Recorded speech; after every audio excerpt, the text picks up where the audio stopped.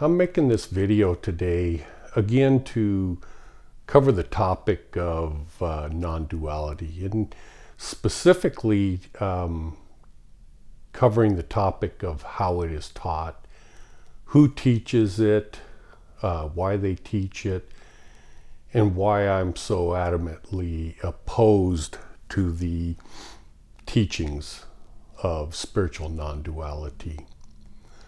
First, and you know I've covered this topic many times, but I think it's incredibly important because no matter how many times I explain it, it's misconstrued or misunderstood.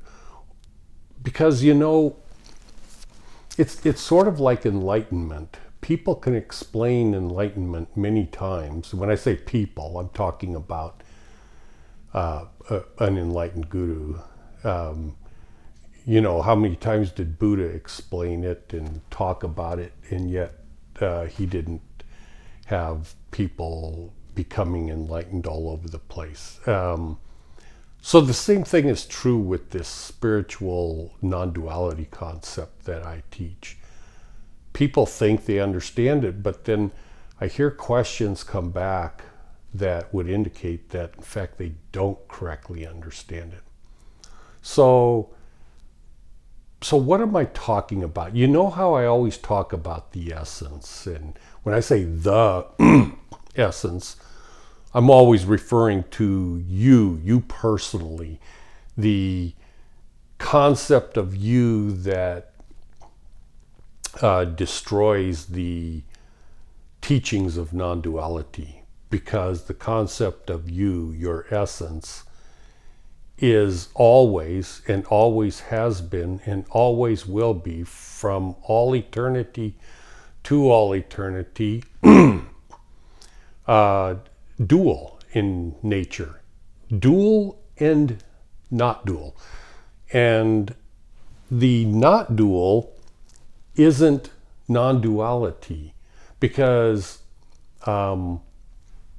the concept of non-duality, well, I know I'm kind of scattered on this, and I apologize, but from my teachings, the concept of Brahman being the uncreated darkness of nothingness that everything emerges from. Now, you can say everything emerges from, but that's not true. Because there is no spontaneous emerging from Brahman.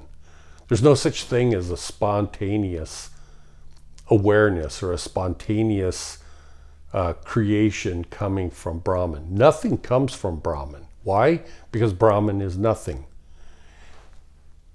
And yet everything emanates, you could say kind of from, but you're getting into the territory of Advaita, which is not understood by literally anyone on the planet, nor has there been anyone on the planet that has properly understood the concept of Advaita for thousands of years. Now, when I say nobody, I'm talking about nobody that is known by the world. In other words, all the writings that exist would indicate that no one has ever properly understood the concept of Advaita. And yet, there are millions of teachers that profoundly teach Advaita as this is what it is, and they know what they're talking about. But they don't. I'm telling you, they don't. So the concept that I was saying, nothing spontaneously comes from Brahman, is because you have Brahma, the God that Jesus prayed to, is how we came into being. We could not come into being without the assistance of Brahma. And we have essentially no contact with Brahma because there's a paradoxical concept that wipes out the concept of free will if Brahma were to unsolicited assist or help us in our spiritual path from the beginning of time. And for that reason, and when I say it's a paradox, you absolutely 100% have to be enlightened, and then you have to be like God enlightened to even understand what I just said. The paradox of why the God that Jesus prayed to does not have personal contact with us. You know how Jesus said, no one has seen the Father except the Son. But that's not indicating that Jesus saw God either. He said the Son. Now he can refer to himself as the Son, and others can refer to him as his Son, but he wouldn't have said it that way if he had seen God. He would have said, no one has seen the Father except me. But he didn't say that. He said, except the Son, which he's referring to a different version of his physical self that was speaking to the crowd. It was essential that it be made clear that he personally did not see, walk, and talk with God, even though he's referred to as the Son of God, but a different version. Again, I'm in a territory that you can't understand right now at this time, but I'm saying it so that it dispels the ignorance that covers the entire planet. There are so many people on YouTube that preach about spirituality and are gurus, spiritual teachers, counselors. There's so many. And they refer to God many times as the source. And when they speak about non-duality, they speak of becoming more and more aware and intelligent and impossibly enlightened. And then at some point, you completely merge. You become one with the all. You become one with the source. And then they even they'll say, well, for instance, God is all there is. And then since God is all there is, the only thing keeping you from understanding that you personally are God is ignorance. And when you wipe out the ignorance, you have become one with God, as if you were never always one with God. But that's the way it is taught in literally almost every faith and religion on the planet. There are others that don't teach that, but I keep rubbing my nose because I'm itchy.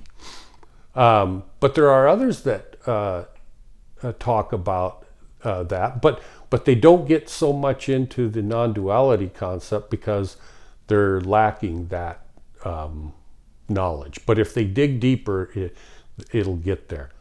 I find it to be absolutely insidious, disgusting, dare I even say, if they understand what they're talking about, evil.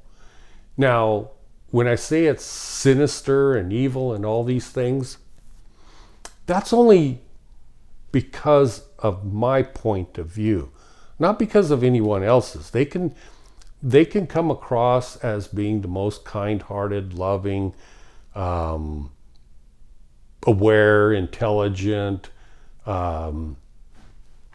caring. All of these things they can come across as being, but they are. It's like Jesus said, "You are of the your father is of the devil, and you follow the devil," etc., etc.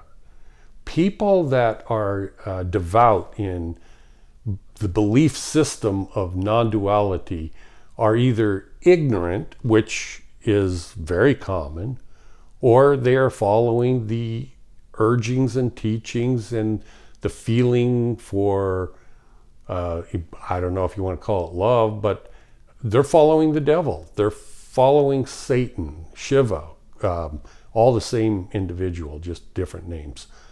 They're following that person. The God that they merge with and become one with is the demonic god, the devil. That's what they worship. And why do they do that? It's because their heart and soul is drawn to knowledge, drawn to power, authority, secret teachings. The list goes on and on and on. But their heart and their soul and everything is drawn to the God of this reality, which is Satan. Eventually, if they didn't alter course, now when I say if they didn't, I'm not referring to only in this lifetime. We have many lifetimes to alter our course. But if they don't alter their course away from this teaching of non-duality, if they continue on that path, they will eventually merge with Satan and become one with Satan, just like I will become one with Brahma, God. And eventually, at the end of a kalpa of time, they will cease to exist and revert back to the nothingness of Brahman, and possibly start all over again in some other kalpa of time. Who knows? But the bottom line is they will not become one with God because they're not drawn to God. Now, they teach it in such an insidious way that they use every tactic known, like gaslighting and this and that and everything else. It's like, well, if you were smart, you would understand the spiritual teachings, but you're not smart enough right now. But when you get smarter, you'll understand what I understand. And of course, that's just a gaslighting teaching trickery for you to think, well, I don't want to be stupid, therefore I better follow this teaching. Recognize that it's not no teaching, there isn't anything that you have to worry about. In other words, could you be swayed away from following God? Of course you could.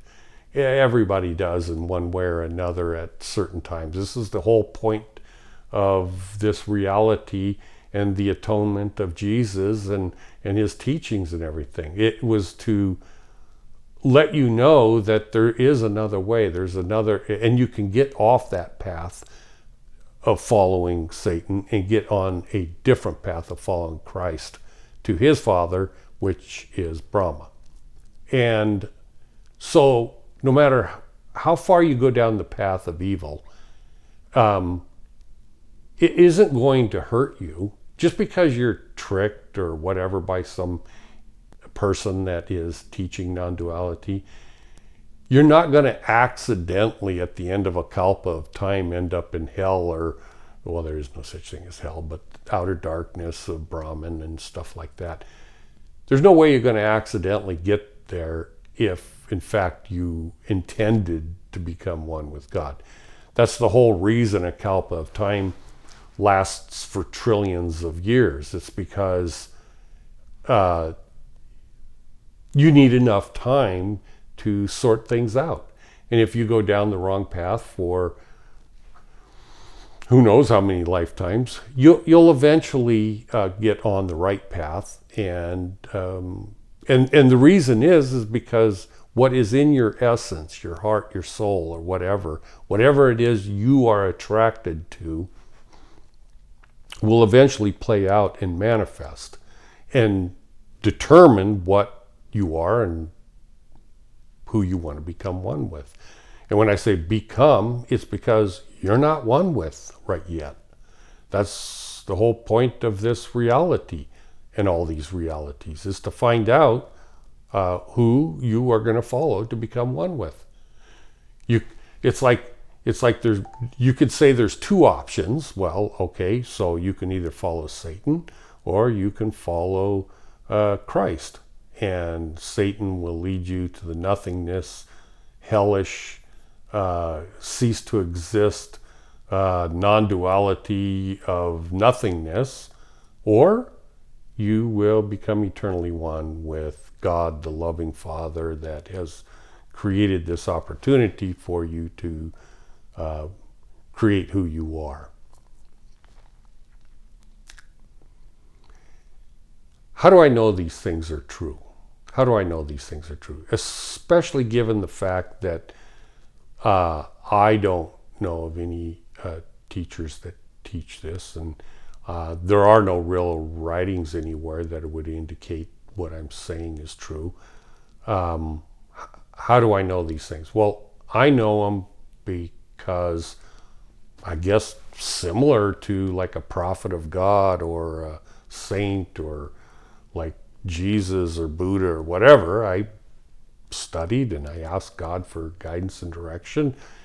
And eventually, after 30 years of unceasingly trying to find this stuff out, I got it. And so when I say I got it, it's enlightenment. It's a form of enlightenment. In other words, the concept of Buddha, where he became enlightened, that's different from what I'm speaking of. And yes, I have gotten the enlightenment of Buddha too.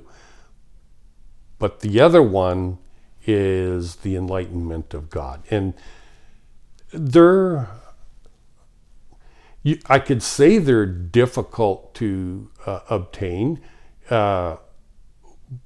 but that is not only an understatement, but at the same time, it isn't true, because the effort to wipe out ignorance is, I don't know if you can say it's difficult, because it's like that, what do you call that finger puzzle where you try to pull your fingers apart, and if you just relax and push them together, you can take the finger gizmo off.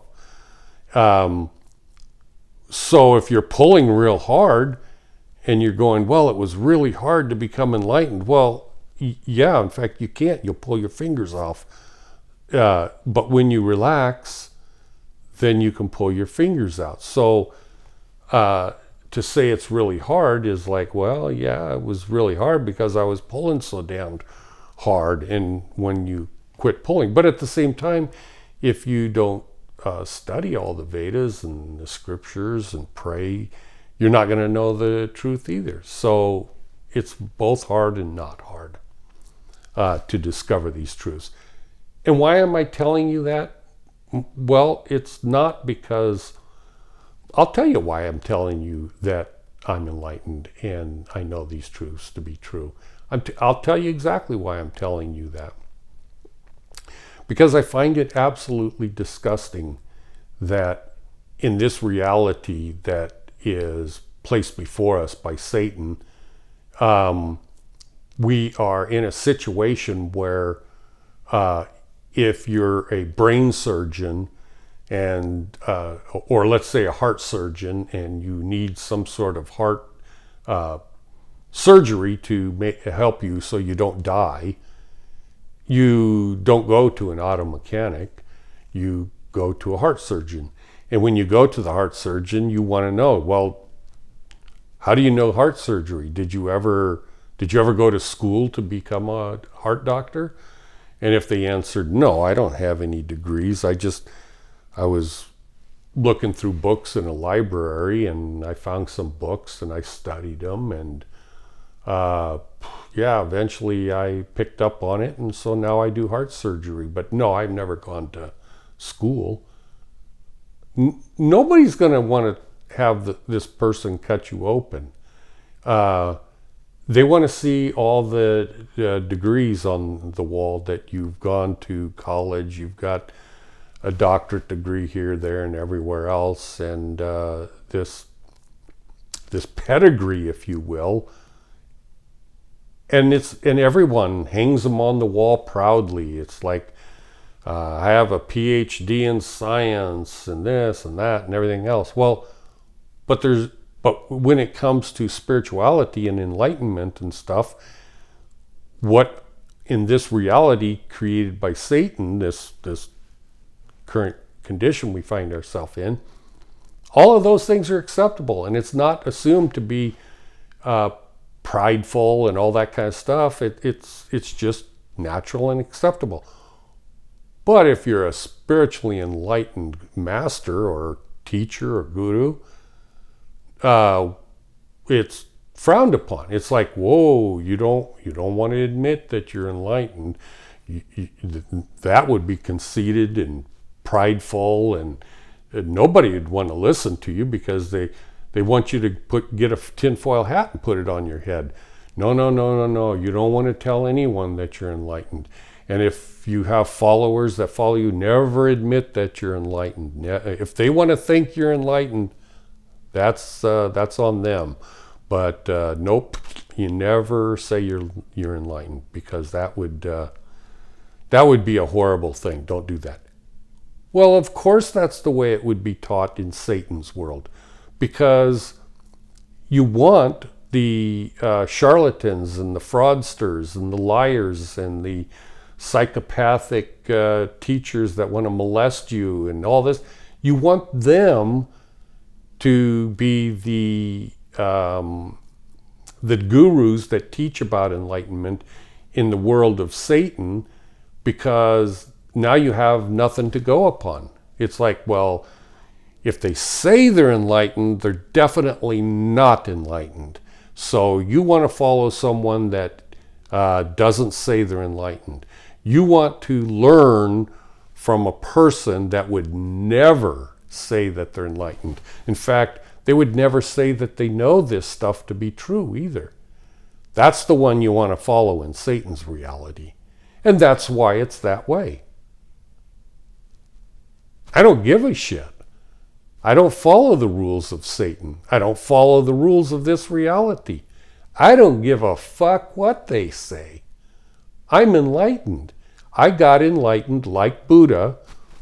I don't know. I didn't even write it down. I don't even know. Maybe 10 years ago now, maybe somewhere in there, maybe longer. And then I got God enlightened probably 20 about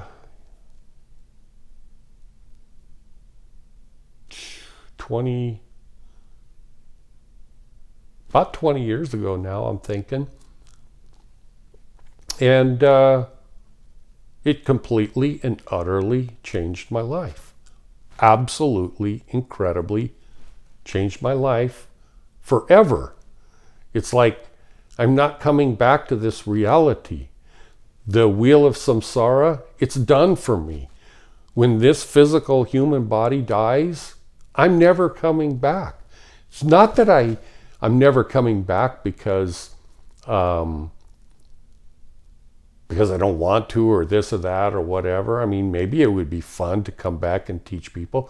But what is the fucking point? Seriously.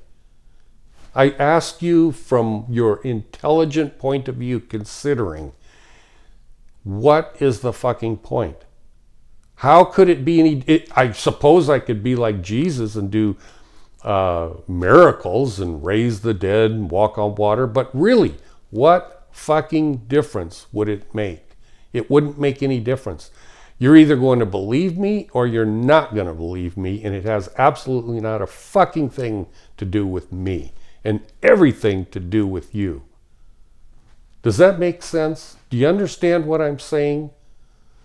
I'm telling you straight up. The reason I tell you I'm enlightened, because I don't want to lie to you, and I'm not playing this fucking game. I cuss, I swear, I am not a good role model to follow if you're trying to look for the greatest teacher in the world to follow. I'm not that. But is my heart golden with the pure love of God within me towards you and anyone else that will ever become one with God? Yes, absolutely yes. I would sacrifice anything and all things for those that love God and love me. I have raised my own family and been faithful to my wife since I was a teenager, essentially. I have never betrayed anyone in my entire life since I became God aware, which was in my teens or early teens. And when I started following the path of God from the teachings of my grandmother when I was 2, 3 years old, maybe. That's when I finally, and then I had an out-of-body experience when I was probably 6 years old or somewheres in there, and I think I've told these other stories before.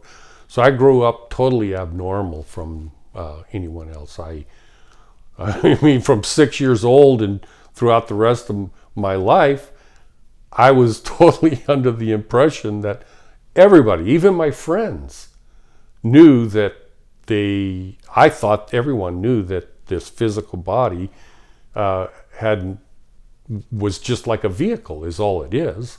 It's like when you drive your pickup truck, you don't misidentify yourself and start telling everyone, I'm a pickup truck. It's like, well, that would be stupid. I mean, what moron would say they are a pickup truck? Well, that's the way I perceived everyone in life. I thought everyone knew that.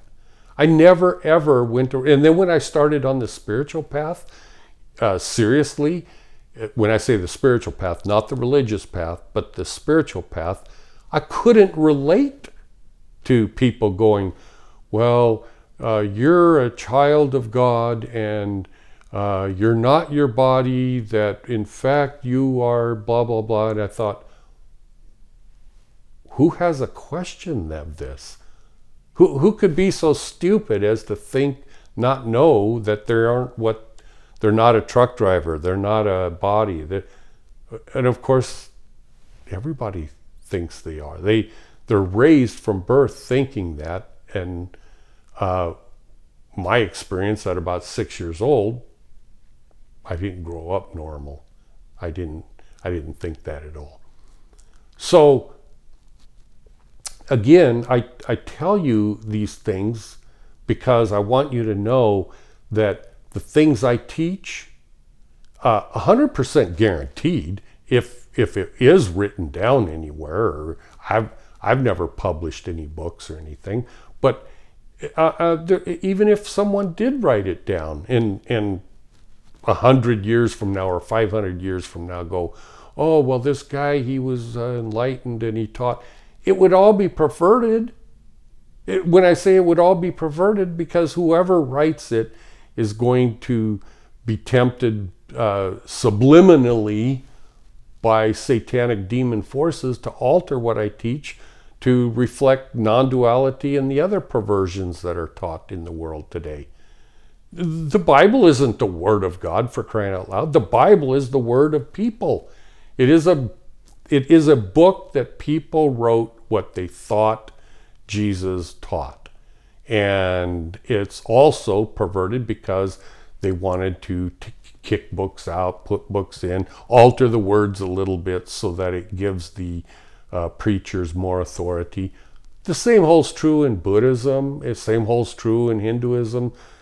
Every religion, every faith in the world is eventually altered by the God of this world. I put the real powerful God of this world because, make no mistake, when people say they are one with God, they're talking about, in non-duality, Satan.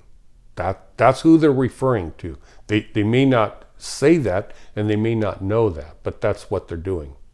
If you think about it, if you had an AI computer that someone created, it would say, I and the Creator are one. And it would be correct because the Creator created the AI computer. It hasn't existed for all eternity. It is drawing from the intelligence of the Creator to do what it does.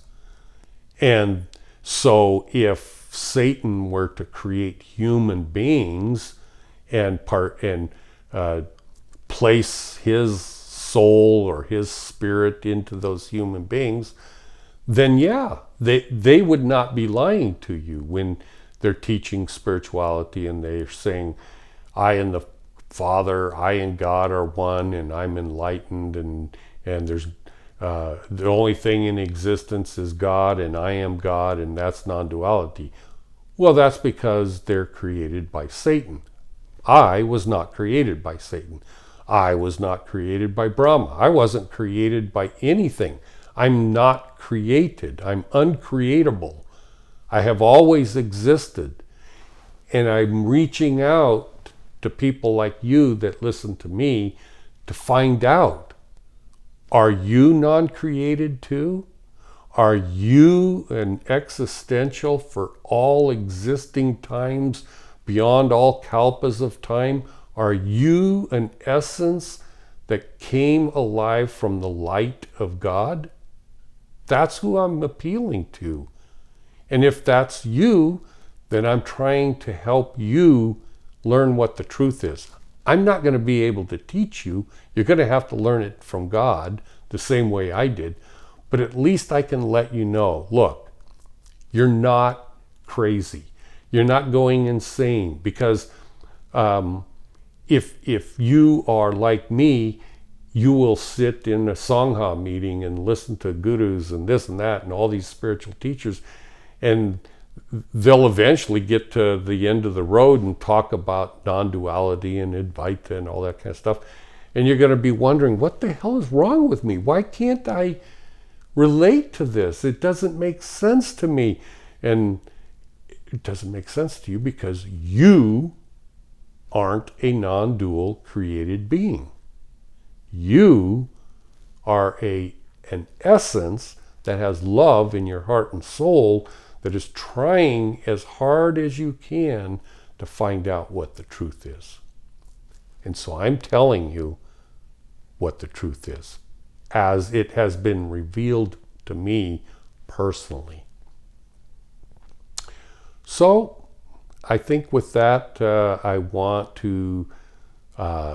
lastly, I want to just say, I don't think I've made a video. This is the first video I've made in over a month, probably.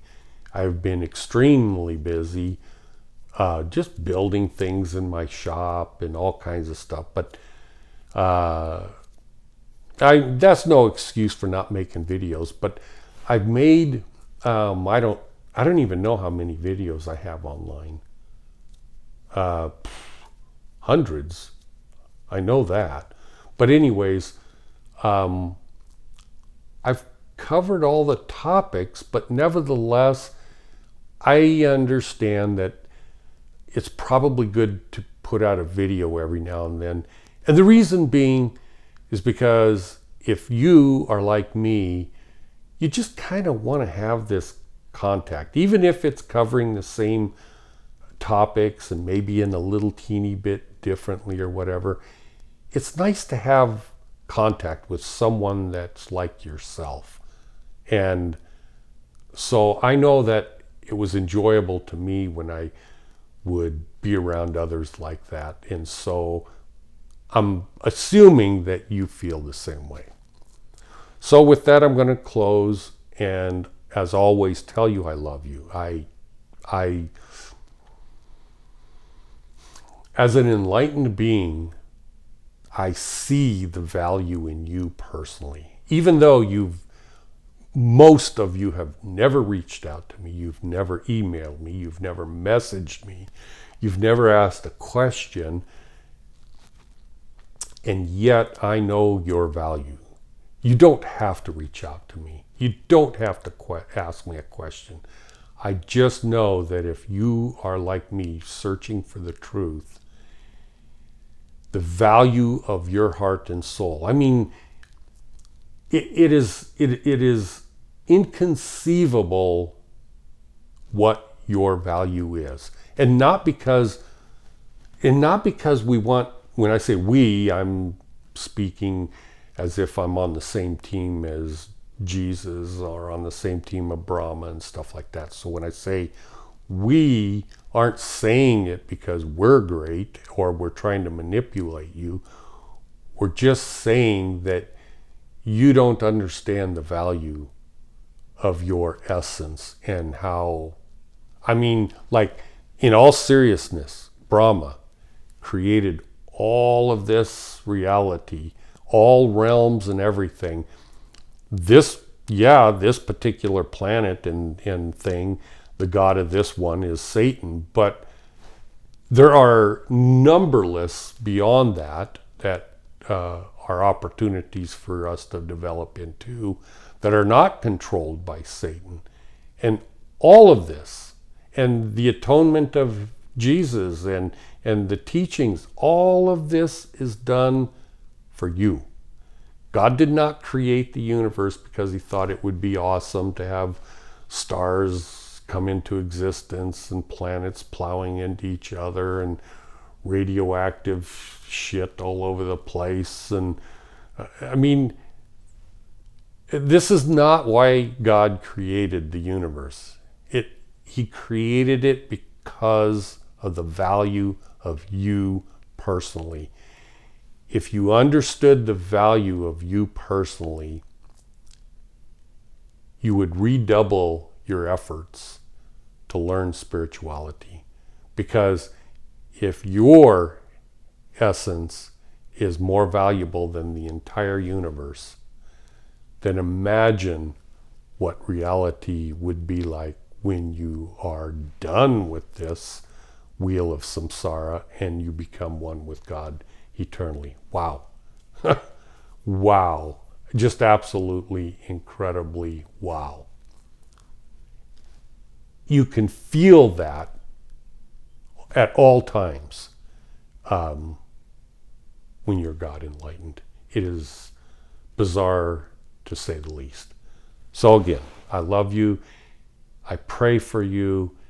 I know it's a hellish struggle many times for most of you, spaced with brief moments of love and joy and stuff like that. But for the most part, it's exceedingly difficult, especially if you're on the path to become one with God. When I say God, Brahma. And the reason it's exceedingly difficult is this reality just isn't easy for those that want to become one with God. It's easy and enjoyable if you become one with Satan, but not with God. All right. Thank you for watching. I'll talk to you guys later. Bye.